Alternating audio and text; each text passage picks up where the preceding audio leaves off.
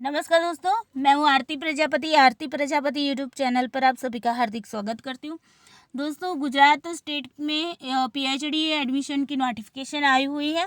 तो चलिए जानते हैं कौन सी यूनिवर्सिटी है। तो यहाँ पर यूनिवर्सिटी का नाम है Veer Narmad south Gujarat university. Okay, state university है और गुजरात स्टेट के अंदर आई हुई है, सूरत डिस्ट्रिक्ट में आई हुई है। ओके, चलिए उसके बारे में पूरी जानकारी लेते हैं, कैसे फॉर्म फिल करना है, क्या क्या उसकी इंस्ट्रक्शन है, सारी चीज़ों को आज के वीडियो में हम बात करेंगे।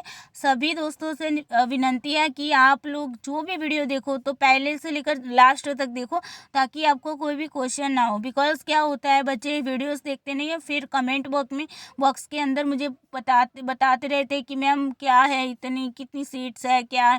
तो ये सारी चीज़ें इसलिए बनती है कि आप लोग पूरा वीडियो नहीं देखते है ना। तो प्लीज़ वीडियो को एंड तक देखा करो, ताकि सारी इन्फॉर्मेशन आपको अच्छे से मिल जाए। बिकॉज मैं जो भी वीडियोस बनाती हूँ डिटेल्स में बनाती हूँ, ताकि किसी भी बच्चे को मुझे बार बार इन्फॉर्मेशन ना देनी पड़े, है ना। इसीलिए, क्योंकि आपके पास मैं अकेली हूँ, लेकिन मेरे पास तो बहुत सारे बच्चे होंगे। अब मैं इतने सारे बच्चों को मतलब कि रिप्लाई करने जाऊँगी तो कितना टाइम वेस्ट होगा, है ना। इसीलिए सभी लोग जो भी हैं, ओके, लास्ट तक बने रहना और वीडियो को लाइक शेयर कर देना और चैनल को सब्सक्राइब कर लेना नहीं भूलना है। ओके, चलिए चलते हैं ऑफिशियल वेबसाइट पर, लेकर चलती हूँ आपको। तो यहाँ पर VSNGU आपको लिखना है। ओके, पहली वेबसाइट आपको मिल जाएगी। देखिए, वेबसाइट यहाँ पर आपको मिल जाएगी। तो वेबसाइट जिनको देखनी है www.vsngu.ac.in, ये उनकी वेबसाइट है। चलिए उस पर चल के ले चलती हूँ। तो फाइनली हम आ गए हैं उनकी ऑफिशियल वेबसाइट पर। थोड़ा सा डेस्कटॉप साइड कर लेती हूँ ताकि आपको अच्छे से दिख पाए। ओके, चलिए। ओके, अब यहाँ पर आपको कहाँ पर जाना है देखने के लिए, तो एडमिशन 2020-2003 पेयर। ओके, अब यहाँ पर आप देखोगे तो 3rd नंबर पर ही नोटिफिकेशन डाला हुआ है कि admission announcement for PhD 2020-23। Okay, तो चलिए उस पर क्लिक करते हैं। ओके, यहाँ पर हमें PDF डाउनलोड करनी है, वैसे मैंने की हुई है, तो अगेन हो रहा है। ओके, चलिए अब समझते हैं पूरी इंस्ट्रक्शन को समझना है, ताकि कोई भी क्वेश्चन आपका रह ना जाए। ओके, चलिए यहाँ पर online application are invited for admission to PhD on www.vsngu.ac.in from 8/3 okay 2022 to 12/4/2022। मतलब कि आपका फॉर्म स्टार्ट कब हुआ है, 8 तारीख को हो चुका है। ओके, 8 मार्च से स्टार्ट हो चुका है और 12/4 तक आपका रहेगा। मतलब कि 12 अप्रैल तक आप फॉर्म फिल कर पाओगे। लास्ट डेट है 12 अप्रैल 2022। ओके, याद रखना है सबको। अब आगे देखते हैं, यहाँ पर डिटेल्स दी हुई है। तो आपको जो फीस है वो आपकी 1000 रुपीज़ है। ओके, और आप ऑनलाइन माध्यम से उसको क्या करना है, फ़ी को फिल करना है। ओके, आगे देखते हैं। नोट्स के अंदर आपकी यहाँ पर जो नोट्स दी है उसको समझना है। पहली नोट्स आपको क्या कह रही है कि अगर आपके सब्जेक्ट में मान लो कि कोई सीट अवेलेबल नहीं, यहाँ पर आपको सीट की मतलब कि इन्फॉर्मेशन नहीं दी है, इसलिए यहाँ पर ये मेंशन किया हुआ है कि अगर कोई सीट आपके सब्जेक्ट में अवेलेबल नहीं है तो फिर आपको पैसे जो है वो आपकी फ़ीस है वो रिफ़ंड कर दी जाएगी। ओके, ये बता रहे हैं। सेकंड नोट्स क्या बता रही है कि अगर आप मास्टर डिग्री के 2nd ईयर में हो तो आप इसके लिए एलिजिबल है। ओके, मतलब कि 2nd ईयर में, मतलब 1st ईयर में होते तो आपकी सेम वाइज देखा जाए तो 1st सेम और 2nd सेम 2 सेम होते हैं ना, और 2nd ईयर के अंदर 3rd और 4th सेम आपके आ जाते हैं ना। तो यहाँ पर आपकी मतलब कि 3rd सेम चल रहा है या तो फिर 4th सेम चल रहा है, तो आप यहाँ पर अप्लाई कर पाओगे। 3rd नंबर की नोट्स क्या कह रहे हैं कि सिलेबस जो है एंट्रेंस एग्ज़ाम का वो आपको यूनिवर्सिटी की वेबसाइट पर अवेलेबल करा दिया जाएगा। ओके, यहाँ पर करा दिया जाएगा इसलिए बोल रही हूँ क्योंकि बिकॉज नीचे की इंस्ट्रक्शन में ये बताया गया है। ओके, आगे देखते हैं कि एंट्रेंस एग्ज़ाम जो है वो आपकी होगी जुलाई के अंदर। ओके, जुलाई 2022 के अंदर। तो यहाँ पर आपको संभावित मंथ भी दे दिया गया है कि आपकी एग्ज़ाम कब होगी। चलिए अब आगे इंस्ट्रक्शन को समझते हैं सारे। ओके। पहली इंस्ट्रक्शन है आपको यहाँ पर पहली वाली, ओके। उसको पहले समझते हैं कि क्या कहना चाहिए। यहाँ पर आपको प्रोसेस दी गई है कि किस तरीके से आपको अप्लाई करना है, ओके। तो आप उसको पढ़ सकते हैं किस तरीके से अप्लाई करना है। वैसे मैं आपको थोड़ा सा बता दूंगी, बिकॉज आगे की जो प्रोसेस होगी वो पूरा फॉर्म फिल करेगी तभी आपको पता चलेगी, ओके। तो वो आपको थोड़ी सी जब तक जहाँ तक चल सकते हैं वहाँ तक की प्रोसेस मैं आपको बता दूंगी। अब देखो आगे सेकंड नंबर वाला पॉइंट क्या कहता है इंस्ट्रक्शन के अंदर कि जो भी आपकी पोस्ट ग्रेजुएशन है, एमफिल किया हुआ है, ओके। अगर मान लो कि यूजीसी अप्रूवल कोई यूनिवर्सिटी कॉलेजेस है, ओके, वहीं से आपने मतलब कि नहीं किया है तो आप एलिजिबल नहीं कहलाओगे, ओके। समझ रहे हैं ना। यूजीसी अप्रूवल यूनिवर्सिटी कॉलेजेस जो भी है वो यूजीसी अप्रूवल होनी चाहिए, ओके। अगर नहीं है तो आप उसके लिए एलिजिबल नहीं है, ओके। ये बताया है। थर्ड नंबर का इंस्ट्रक्शन आपको क्या कह रहा है कि आप जो एंट्रेंस एग्ज़ाम दोगे ना तो वो उसका जो स्कोर कार्ड आएगा वो आपका 5 साल तक चलेगा। मतलब कि आज 5 साल तक आप वैलिड माने जाओगे कि आप अगर एक बार अगर एग्ज़ाम पास करते हो तो दूसरी बार आपको एग्ज़ाम देने की ज़रूरत नहीं पड़ेगी। डायरेक्टली आप मतलब कि इंटरव्यू के लिए ही एलिजिबल कहलाओगे, ओके। तो एक बार एग्ज़ाम पास कर दो तो 5 साल तक आपका जो स्कोर कार्ड आएगा वो वैलिड माना जाएगा, ओके। और जिन बच्चों ने अभी 31/10 को जो मतलब कि एग्ज़ाम ली गई थी, अगर उन बच्चों ने वहाँ पर एग्ज़ाम पास की है तो वो सारे बच्चे क्या है 5 साल तक उनका जो स्कोर कार्ड है वो 5 साल तक चलेगा, ओके। और वैसे भी उनका स्कोर कार्ड भी वेबसाइट पर डाल दिया गया है, वो भी मैं आपको डिस्कस कर दूंगी लास्ट में, ओके। चलो उसके बाद है फोर्थ नंबर बी में क्या कह रहा है। बी में कह रहा है eligible for PhD program, okay. अब कौन एलिजिबल है पीएचडी प्रोग्राम के लिए इसके बारे में बात करते हैं, ओके।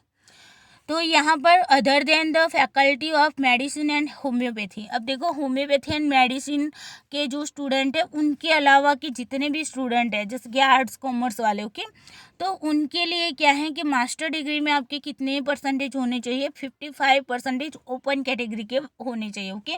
और 50% जो है वो SC ST SCBC और PH कैंडिडेट है उनके होने चाहिए, ओके।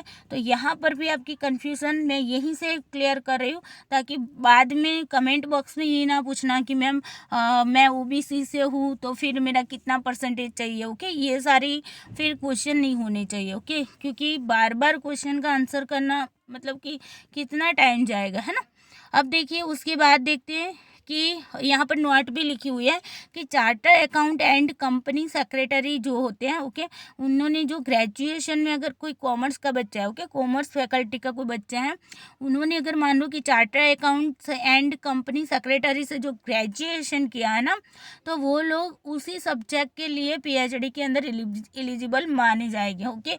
मतलब कि आपने ग्रेजुएशन के अंदर आपका चार्टर्ड अकाउंट था, ओके, या फिर कंपनी सेक्रेटरी था और पोस्ट ग्रेजुएशन में आपने चेंज किया है, फिर भी आप अगर चाहो कि मैंने जिस सब्जेक्ट से ग्रेजुएशन किया है मतलब कि चार्टर अकाउंट या फिर कंपनी सेक्रेटरी, इन 2 सब्जेक्ट की ही बात हो रही है, ओके, तो वो लोग उनमें PhD में अप्लाई कर सकते हैं, ओके। ये बात है। उसके बाद फैकल्टी ऑफ मेडिसिन वालों के लिए यहाँ पर बताया गया है कि वो MCI की तरफ से क्या है एलिजिबल जो भी होगी वो सारे वो लोग इंस्ट्रक्शन दे देंगे, ओके, जब भी मतलब कि दोबारा से इंस्ट्रक्शन आएगी, ओके। उसके बाद आगे चलते हैं तो सी में देखते हैं, ओके। यहाँ पर तो यहाँ पर क्या बताया गया है चॉइस ऑफ एडमिशन कैटेगरी, किस तरीके की कैटेगरी है यहाँ पर।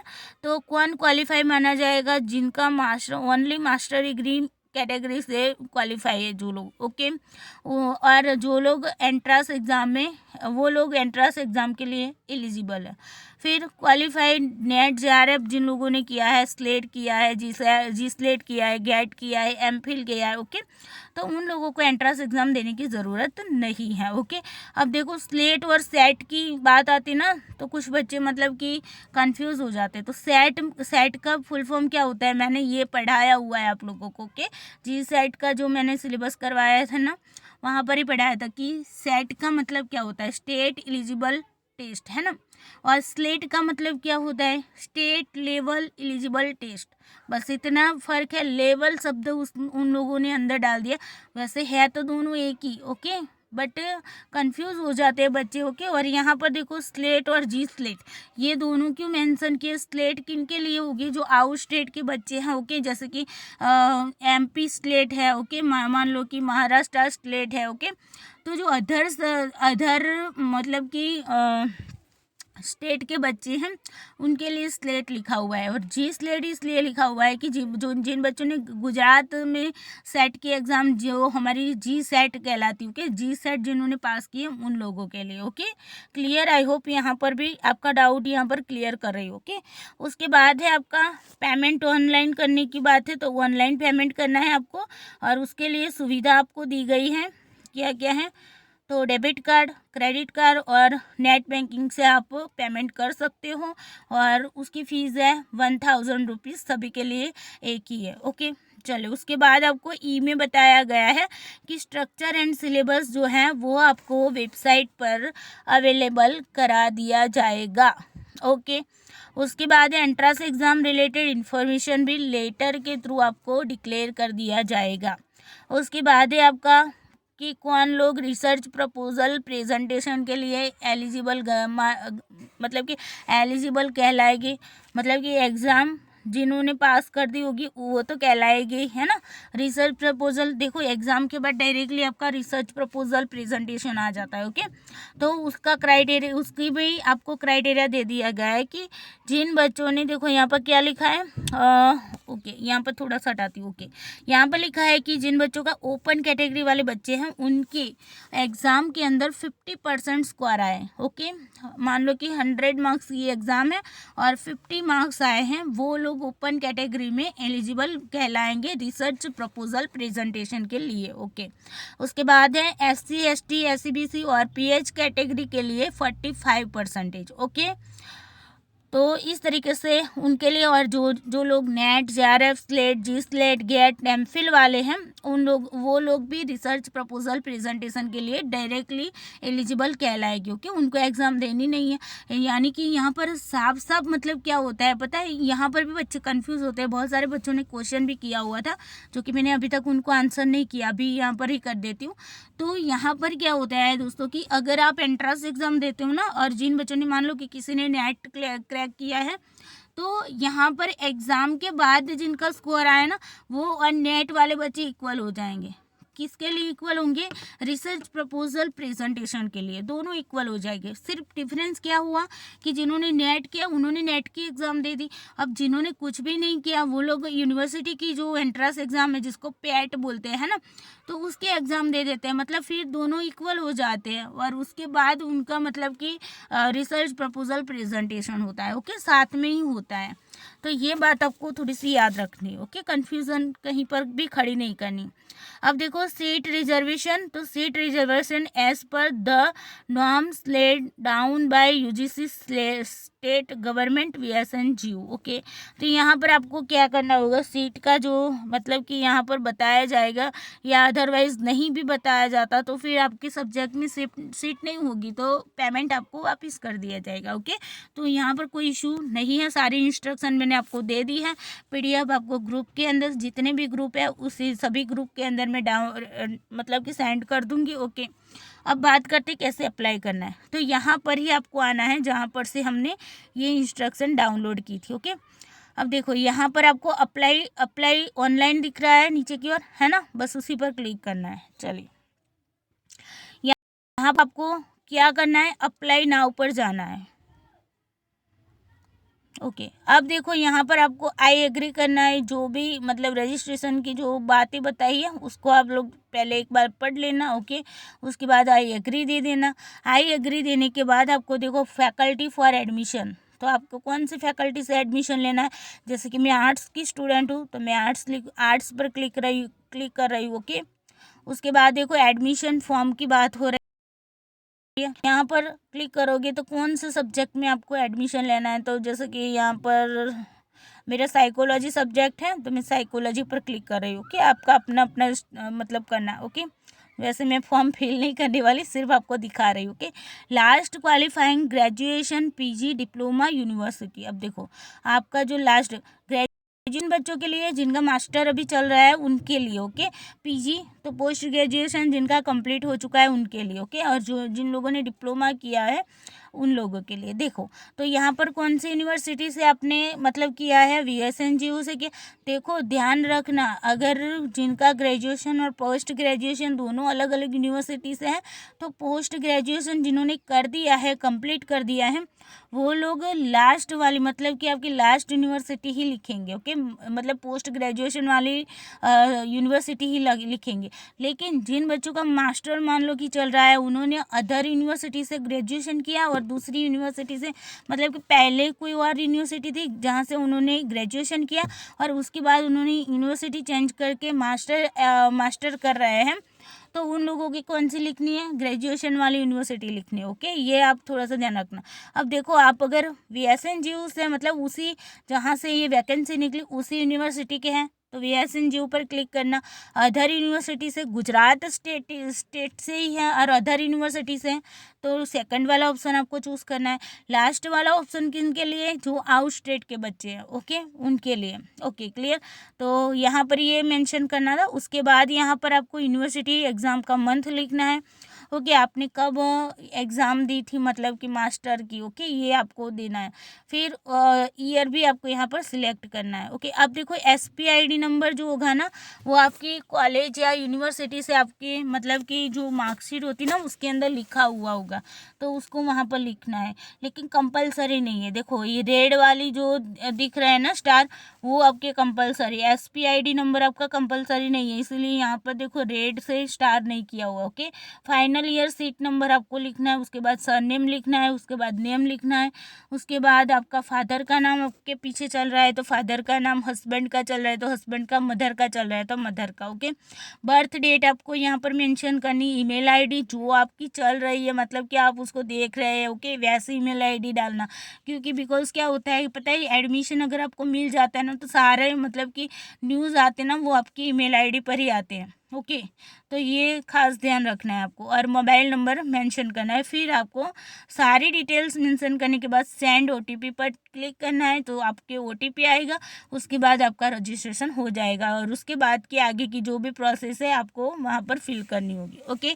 तो ये था आपका जो फर्स्ट किस तरीके से रजिस्ट्रेशन करना है उसकी, ओके। जस्ट वेट,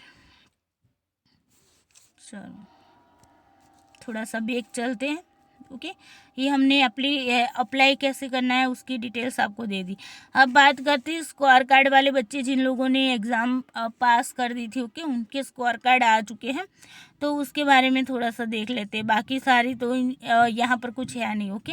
अब देखो यहाँ पर क्या है, ये देखो स्टूडेंट कॉर्नर पर जाना है, जिन बच्चों ने एग्ज़ाम पास किया उनके लिए, ओके। तो PhD entrance score card, okay, इस पर क्लिक करना है और वहाँ पर जाकर, ओके, थोड़ा सा यहाँ पर देखते हैं, ओके।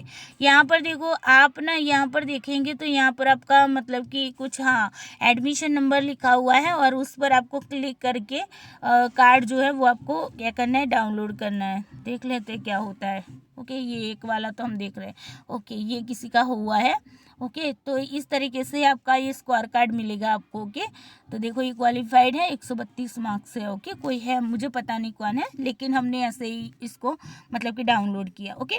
तो आई होप आपको सारी जानकारी मिल गई होगी। जाते जाते वीडियो को लाइक करते जाना, अपने दोस्तों को शेयर करना नहीं भूलना है एंड चैनल को सब्सक्राइब करके रखना है, ओके। चलिए बाय बाय, टेक केयर, जय श्री कृष्णा।